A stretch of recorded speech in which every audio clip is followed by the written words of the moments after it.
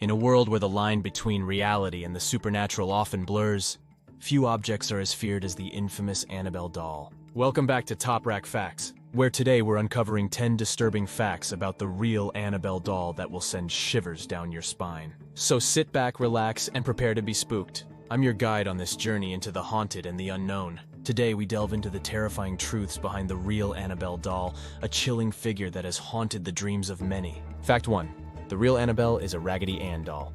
Unlike the porcelain doll depicted in movies, the real Annabelle is actually a Raggedy Ann doll. Her red yarn hair, stitched smile, and button eyes give her a deceptively innocent appearance. However, her story is far from innocent. The Raggedy Ann doll was a popular children's toy in the 1970s, known for its sweet and comforting look. But the Annabelle doll, despite her outward charm, has a dark history that has frightened even the bravest of paranormal investigators. This contrast between her harmless appearance and the terrifying events associated with her makes her even more unsettling. So the next time you see a Raggedy Ann doll, remember that appearances can be deceiving. Fact 2. The doll's origins. In 1970, a nursing student named Donna received the doll as a birthday gift from her mother. The gift seemed thoughtful and kind, but it soon became a source of terror. Donna and her roommate Angie noticed odd occurrences almost immediately. The doll would seemingly move on its own, changing positions and sometimes appearing in different rooms altogether. The disturbances escalated when they found the doll kneeling on its own, a position it should not be able to maintain without external support. The girls initially thought it was a prank or their imagination, but as the events became more frequent and intense, they realized something more sinister was at play. This was the beginning of Annabelle's reign of terror. Fact 3. Mysterious movements. Donna and Angie began noticing the doll changing positions on its own. Sometimes it would even appear in different rooms entirely. At first, they thought they might be misremembering where they had left the doll. However, the movements became more deliberate and disturbing. The doll would be found with its legs crossed, arms folded, or even standing upright, which was impossible given its soft, floppy body. One particularly eerie instance involved finding the doll kneeling on a chair, a position it should not have been able to hold. The girls would place the doll on Donna's bed, only to find it back in the living room sitting on the couch. These movements were not just unsettling, they indicated a level of intelligence and intent that suggested something far more malevolent was at work. Fact 4. Messages from beyond. The doll would leave handwritten notes on parchment paper reading, "Help me." Neither Donna nor Angie owned parchment paper, making the messages even more unsettling.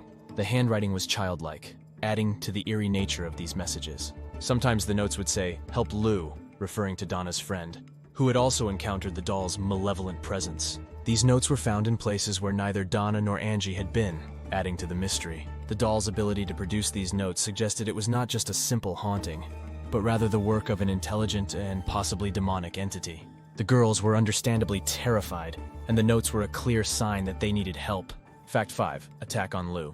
Lou, a friend of Donna and Angie, experienced terrifying encounters with the doll. He woke up one night paralyzed, only to see Annabelle at his feet. He later felt searing pain and discovered claw marks on his chest. Lou had never been a believer in the supernatural, but these experiences changed his perspective. One night, he had a vivid nightmare in which the doll crawled up his leg and strangled him. He woke up sweating and scared, but the terror didn't end there. On another occasion, while alone in the apartment, he heard rustling noises coming from Donna's room. He cautiously opened the door, and the doll was there, lying face down in a corner.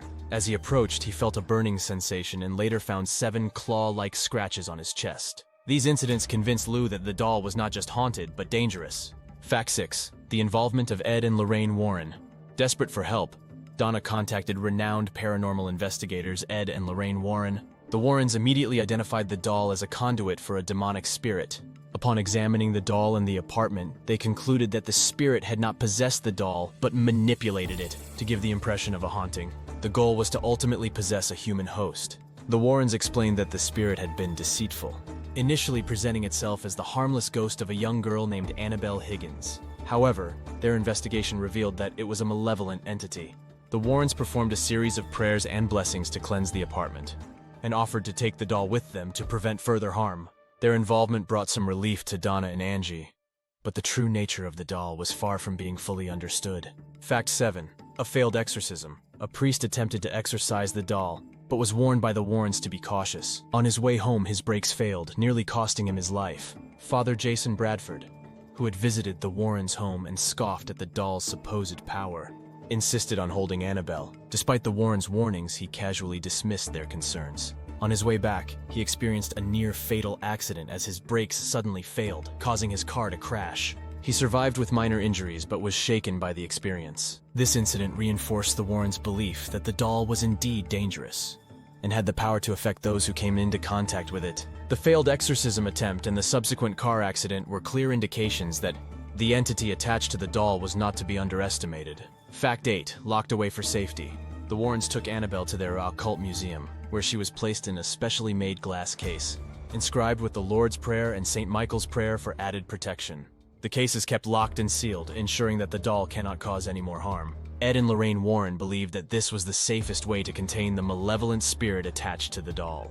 Visitors to the museum are sternly warned not to touch the glass or taunt the doll, as several incidents have proven that the spirit is still active and dangerous. The glass case serves as both a protective barrier and a reminder of the dark forces that can attach themselves to seemingly innocuous objects. The Warrens' precautionary measures have thus far prevented any further incidents, but the doll remains a chilling presence in their museum. Fact 9. The warning sign. A sign on the case reads, "Warning, positively do not open." Visitors are sternly advised not to touch the glass, lest they provoke the spirit within. This warning is not just for show. It's based on real experiences of those who have dared to challenge the doll's power. One such incident involved a young man who mocked the doll during a museum tour.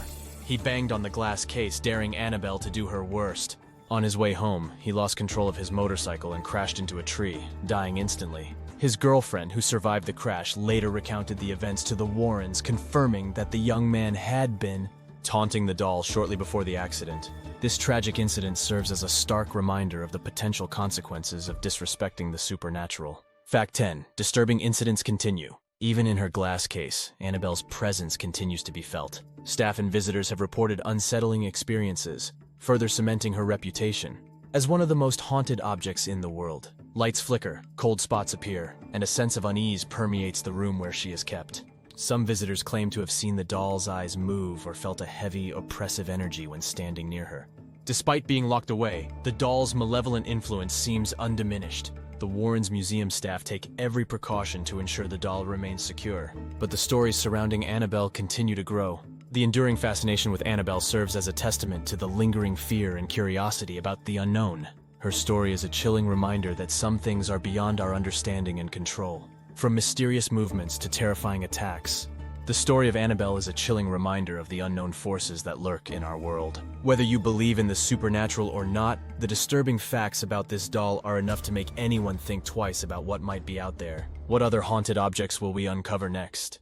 Join us next time on Top Rack Facts to find out.